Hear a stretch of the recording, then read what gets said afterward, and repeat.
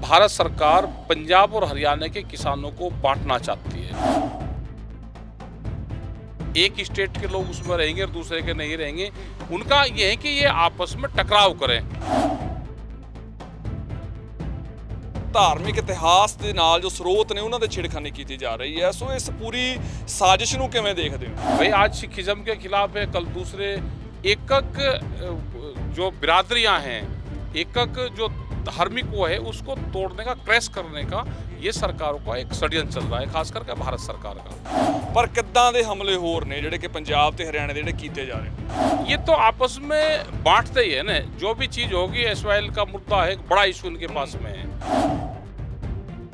SSM ਦਾ ਬਣਨਾ ਤੁਹਾਨੂੰ ਨਹੀਂ ਲੱਗਦਾ ਵੀ ਜਿਹੜੀ ਇਕਜੁੱਟਤਾ ਦੇਖਣ ਨੂੰ ਮਿਲੀ ਸੀ ਉਹਦੇ ਵਿੱਚ ਸਰਕਾਰ ਕਾਮਯਾਬ ਹੋ ਚੁੱਕੀ ਹੈ? कोई कामयाब नहीं हुई।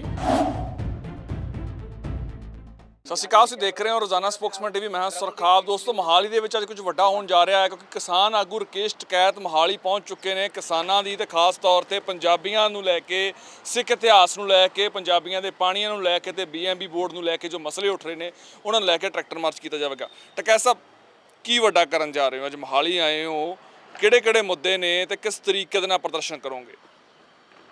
जो ये इशू हैं, वो पानी का इशू हो जी, वो सिक्खी इतिहास का इशू हो, बिजली के इशू हैं, या दिल्ली के भारत सरकार के जो इशू हैं, वे सारे मुद्दे रहेंगे।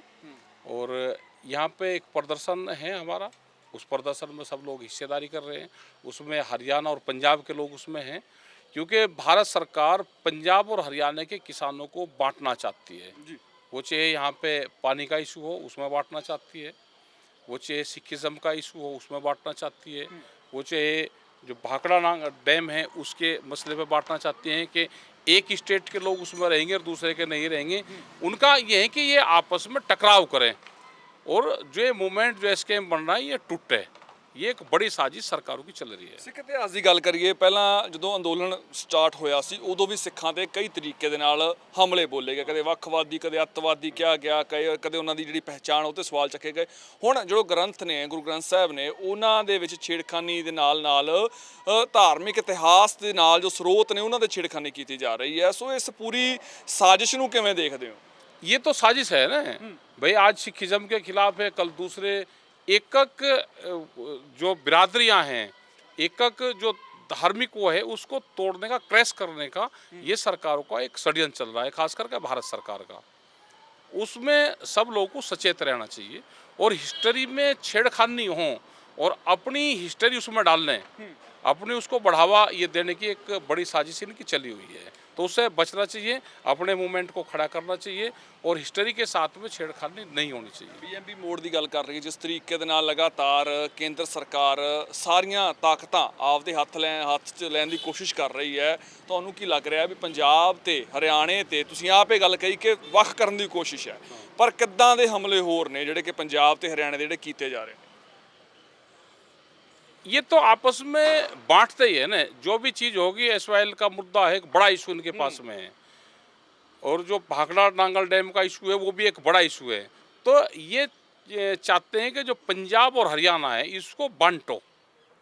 एक बड़ी साजिश जब आंदोलन दिल्ली में हुआ, क्योंकि पहली बार करीब 150 साल के बाद में पंजाब और हरियाणा इकट्ठा हुआ है। जी जी जी। और इसको फिर कैसे तोड़ा जाए, उस पर बड़ी साजिश भारत सरकार की लगी हुई है। उसमें ये कामयाब ना हो, इसीलिए दोनों का प्रोग्राम आज चंडीगढ़ में रखा। ਪਰ ਤੁਹਾਨੂੰ ਲੱਗਦਾ ਨਹੀਂ ਵੀ ਤੁਸੀਂ ਕਿਹਾ ਕਾਮਯਾਬ ਨਾ ਹੋ, ਪਰ ਐਸਐਸਐਮ ਦਾ ਬਣਨਾ ਤੁਹਾਨੂੰ ਨਹੀਂ ਲੱਗਦਾ ਵੀ ਜਿਹੜੀ ਇਕਜੁੱਟਤਾ ਦੇਖਣ ਨੂੰ ਮਿਲੀ ਸੀ ਉਹਦੇ ਵਿੱਚ ਸਰਕਾਰ ਕਾਮਯਾਬ ਹੋ ਚੁੱਕੀ ਹੈ? कोई कामयाब नहीं हुई और ना कामयाब होगी सरकारें, ना ये किसान बटेगा। एक आध आदमी कोई हो सकते है, वो जा सकता है, वो जनता नहीं होती, जनता नहीं बटनी। एक आदमी केड़ा तुसी दस दियो, एक आदमी जेड़ा तुसी एक दो आदमी भाई जा सकता है, कोई उसकी विचारधारा हो सकती है कि मुझे ये रास्ता ठीक लगता है तो जा सकता है, इंडिपेंडेंट है आदमी। और वोट डालना और इलेक्शन लड़ना उसका एक व्यक्तिगत अधिकार और संविधान में अधिकार दिया गया है। साहब 20 ਤੋਂ ਵੱਧ ਜਥੇਬੰਦੀਆਂ ਵੱਖਰੀ ਹੋ ਕੇ ਐਸਕੇਐਮ ਤੋਂ ਐਸਐਸਐਮ ਬਣਾਉਂਦੀਆਂ ਨੇ, ਤੁਹਾਨੂੰ ਨਹੀਂ ਲੱਗਦਾ ਵੀ ਜੇ ਹੁਣ ਐਸਕੇਐਮ ਦੁਬਾਰਾ ਇਕੱਠੀ ਕਰਨੀ ਆ ਤਾਂ ਇਹ ਵੀ ਇੱਕ ਭਾਰੀ ਸੱਟ ਹੈ? ਲੋਕਾਂ ਦੇ ਵਿਸ਼ਵਾਸ ਦੇ ਨਾਲ ਖਿਲਵਾੜ ਕੀਤਾ ਗਿਆ ਸੀ। आज अगर विश्वास कहीं नहीं जा रहा तो इतनी समस्याएं देश में हैं, तो लड़ने वाली फौजें एक जगह ही आ जाएंगी सब। ਬਲਬੀਰ ਸਿੰਘ ਰਾਜੇਵਾਲ ਤੁਹਾਡੇ ਨਾਲ ਆਉਣਗੇ? कहाँ जाएंगे लड़ने वाली फौज सब एक जगह आ जाएगी। ਪਰ ਜੇ ਫੌਜ ਇੱਕ ਜਬਰ ਫੌਜ ਦੇ ਵਿੱਚ ਮਨਮਟਾ ਆ ਗਿਆ ਜਿਹੜਾ, ਹਾਲਾਂਕਿ ਜੋ ਮੀਟਿੰਗ ਤੁਸੀਂ ਪਿੱਛੇ ਜੇ ਕਰਕੇ ਆਏ ਹੋ ਦਿੱਲੀ ਦੇ ਵਿੱਚ, ਉਹਦੇ ਵਿੱਚ ਐਸਕੇਐਮ ਤੇ ਐਸਐਸਐਮ ਦਾ ਆਪਸ 'ਚ ਬਹੁਤ ਵਿਰੋਧ ਦੇਖਣ ਨੂੰ ਮਿਲਿਆ। वो तो भाई ये तो किसान और खेती किसानी ऐसा है कि घर से जब उठ कर चलते हैं खेत में तो लड़ाई करके चले, और शाम को जब आवे जब भी लड़ाई करके आवे, रहते दोनों एक ही घर में है। ਤੁਸੀਂ ਮੰਨਦੇ ਹੋ ਫੈਸਲਾ ਸਹੀ ਸੀ ਫਿਰ ਇਹਦਾ ਮਤਲਬ ਜੇ ਚੋਣਾਂ ਕਰਕੇ ਵਾਪਸ ਆ ਰਹੇ ਨੇ ਹੁਣ ਸਹੀ ਹੋ ਗਿਆ? अभी कह रहा है कि चुनाव लड़ना उनका एक व्यक्तिगत वो था, एसकेएम का निर्णय नहीं था, और चुनाव में नहीं जाना चाहिए, ये हमारा कहना था। ਪਰ ਤੁਹਾਨੂੰ ਨਹੀਂ ਲੱਗਦਾ ਵੀ ਹੁਣ ਸਰਕਾਰ ਇਹ ਗੱਲ ਕਹੂਗੀ ਵੀ ਇਹ ਤਾਂ ਰਾਜਨੀਤਿਕ ਲੋਕ ਨੇ, ਤੁਸੀਂ ਇਹਨਾਂ ਨੂੰ ਨਾਲ ਬਿਠਾ ਲਿਆ ਤੇ ਸਿਆਸੀ ਖੇਡ ਹੋ ਗਈ ਹੁਣ ਤਾਂ ਅੰਦੋਲਨ? कोई नहीं, कोई सियासी खेल नहीं है, सबकी विचारधारा अपनी अलग है।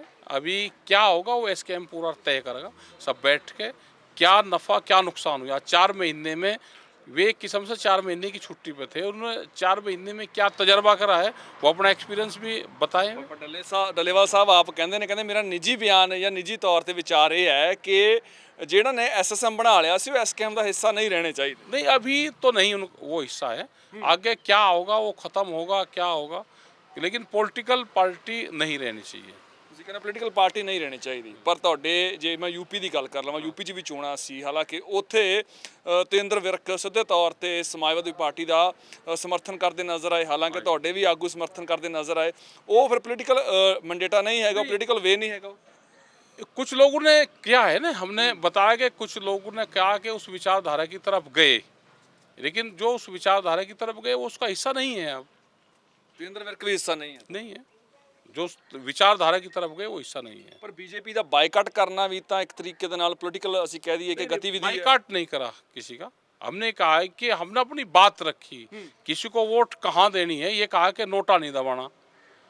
उनको लगता है कि हमारे खिलाफ हैं, ये नहीं, हमने किसी का बाइकआउट नहीं करा, हमने कहा कि वोट किसी को कहाँ देनी, ये इशू है, इनको जरूर आप पढ़ लेना। ਪੰਜਾਬ 'ਚ ਜੋ ਬਦਲਾਅ ਆਇਆ, ਪੰਜਾਬ 'ਚ ਆਮ ਆਦਮੀ ਪਾਰਟੀ ਆਈ, ਹਾਲਾਂਕਿ ਬਾਕੀ 4 ਸਟੇਟਾਂ 'ਚ ਬੀਜੇਪੀ ਹਜੇ ਵੀ ਕਾਬਜ਼ ਹੈ, ਤੁਹਾਨੂੰ ਕੀ ਲੱਗਦਾ ਵੀ ਵਾਕਈ ਇਹ ਕਿਸਾਨ ਅੰਦੋਲਨ ਦਾ ਅਸਰ ਸੀ ਪੰਜਾਬ 'ਚ ਜੋ ਬਾਕੀ ਪਾਰਟੀਆਂ ਨੂੰ ਪਾਸੇ ਕੀਤਾ ਗਿਆ? नहीं, यहाँ पे वो हो सकता है दूसरी जगह नहीं हुआ कि जिस तरह से वे आई, वहाँ तो हारे हुए कैंडिडेट को जीत का सर्टिफिकेट दिया है, और ये पहले से होता आ रहा है 19 स्टेटों में।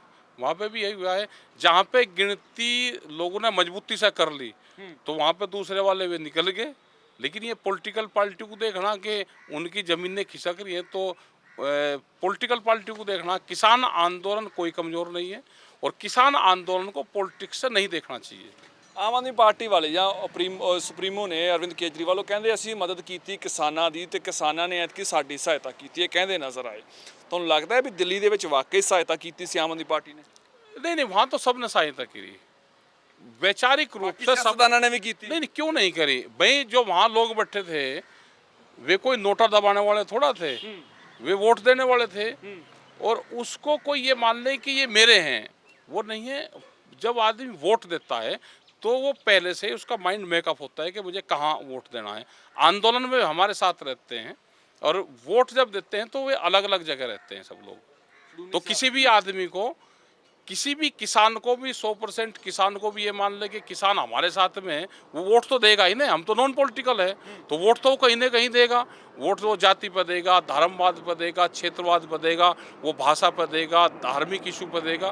तो वोट के लिए तो बंधा हुआ है, लेकिन वो मूवमेंट में हमारे साथ में, ये हमको पता है। ਖੈਰ ਸਾਹਿਬ, ਗੁਰਨਾਮ ਸਿੰਘ ਚੜੂਨੀ ਦੇ ਕੀ ਸਟੈਂਡ ਹੈ? ਕੀ ਚੜੂਨੀ ਜੀ ਨਾਲ ਗੱਲਬਾਤ ਹੋਈ ਹੈ ਕਿ ਉਹ ਹਰਿਆਣੇ ਦੇ ਵਿੱਚ ਜੋ ਆਉਣ ਵਾਲੀਆਂ ਇਲੈਕਸ਼ਨਸ ਨੇ ਉਹ ਨਹੀਂ ਲੜਨਗੇ? वो तो हाँ वही बता सकते हैं, हमें उनके बारे में ज़्यादा जानते हैं। ਤੁਸੀਂ ਜੇ ਵਾਪਸ ਲਓਗੇ ਤਾਂ ਕੋਈ शर्त है? नहीं, अभी हमें वापसी लेने का भी कोई हमारा वो नहीं है, वो तो एसकेएम जो निर्णय लेगा वही लेगा। ਅੱਜ ट्रैक्टर मार्च किस तरीके ਨਾਲ रहेगा? और ट्रैक्टर मार्च तो भाई सड़क पे कुछ चलेंगे, ट्रैक्टर मोहाली में कुछ सड़क पे कोई बड़ी चिकनी। पुलिस ने पूरी तैयारी की हाँ, तो पुलिस को तो तैयारी करनी चाहिए, पुलिस को तैयारी करनी चाहिए, लेकिन लोग तो ट्रैक्टर से आएंगे।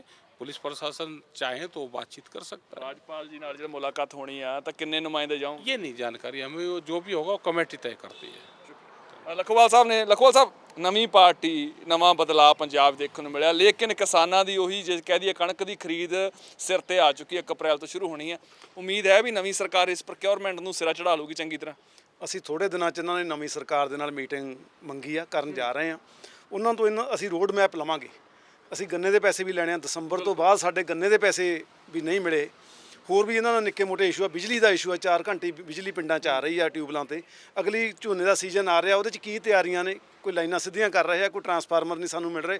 ਉਹ ਗੱਲਾਂ ਅਸੀਂ ਇਹਨਾਂ ਨਾਲ ਕਰਾਂਗੇ ਤੇ ਟਾਈਮ ਬਾਉਂਡ ਇਹਨਾਂ ਤੋਂ ਪੁੱਛਾਂਗੇ ਵੀ ਤੁਸੀਂ ਕੀ ਕਰ ਰਹੇ ਹੋ, ਸਾਨੂੰ ਸਮਾਂ ਦਿਓ। ਉਦੋਂ ਬਾਅਦ ਫਿਰ ਨਹੀਂ ਇਹਨਾਂ ਨਾਲ ਵੀ ਸੜ ਜਾਾਂਗੇ ਅਸੀਂ। ਸਿੱਧਾ ਜਵਾਬ ਦਿਓ, ਯਕੀਨ ਹੈ ਨਵੀਂ ਸਰਕਾਰ ਤੇ ਜੋ ਲੋਕਾਂ ਨੇ ਬਦਲਾਅ ਲਿਆ ਕੇ ਦਿਖਾਇਆ, ਵਾਕਈ ਉਹ ਬਦਲਾਅ ਆ ਜਾਂ ਕੁਝ ਹੋਰ? ਨਹੀਂ, ਲੋਕਾਂ ਨੂੰ ਬਦਲਾਅ ਚਾਹੁੰਦੇ ਸੀ, ਬਦਲਾਅ ਲੋਕ ਲੈ ਆਏ ਆ। ਹੁਣ ਅਸੀਂ ਇਹਨਾਂ ਨੂੰ ਟਾਈਮ ਦੇਵਾਂਗੇ, ਜਿੰਨਾ ਟਾਈਮ ਮੰਗਣਗੇ ਵੀ ਆ ਮਹੀਨੇ 'ਚ ਕਰਾਂਗੇ, ਆ 2 ਮਹੀਨੇ 'ਚ ਕਰਾਂਗੇ, ਆ 4 ਮਹੀਨੇ 'ਚ ਕਰਾਂਗੇ। ਉਸ ਤੋਂ ਬਾਅਦ ਨਹੀਂ ਫਿਰ ਇਹਨਾਂ ਨਾਲ ਵੀ ਸੜ ਜਾਾਂਗੇ, ਦੇਖਾਂਗੇ ਇਹਨਾਂ ਨੂੰ। ਨਵੀਂ ਸਰਕਾਰ ਨਾਲ ਵੀ ਕਿਸਾਨ ਮੱਥਾ ਲਾ ਸਕਦੇ ਆ, ਲੇਕਿਨ ਰਕੇਸ਼ ਟਕੈਤ ਅੱਜ ਆਏ ਨੇ ਤੇ ਜ਼ਰੂਰ ਕੁਝ ਵੱਡਾ ਹੋਣ ਵਾਲਾ ਆ ਮੋਹਾਲੀ ਦੇ ਵਿੱਚ। ਹਾਲਾਂਕਿ ਪੁਲਿਸ ਦੀ ਤਿਆਰੀਆਂ ਪੂਰੀਆਂ ਨੇ, ਟਰੈਕਟਰ ਮਾਰਚ ਕੀਤਾ ਜਾਣਾ, ਵੱਖ-ਵੱਖ ਮੁੱਦੇ ਨੇ। ਹੁਣ ਦੇਖਣਾ ਇਹ ਹੈ ਕਿ ਜਿਸ ਤਰੀਕੇ ਦੇ ਨਾਲ ਦੁਬਾਰਾ ਇਕੱਠੇ ਹੋ ਕੇ ਪ੍ਰਦਰਸ਼ਨ ਕਰ ਰਹੇ ਨੇ, ਇਹਨਾਂ ਮੁੱਦਿਆਂ ਦਾ ਹੱਲ ਕੀ ਹੋਵੇਗਾ, ਇਹਨਾਂ ਪ੍ਰਦਰਸ਼ਨਾਂ ਦਾ ਨਤੀਜਾ ਕੀ ਹੋਵੇਗਾ। ਮੈਂ ਸੁਰਖਾਬ ਆਪਣੇ ਸਹਿਯੋਗੀ ਅਮਨ ਦੇ ਨਾਲ, ਰੋਜ਼ਾਨਾ ਸਪੋਕਸਮੈਨ ਮੋਹਾਲੀ।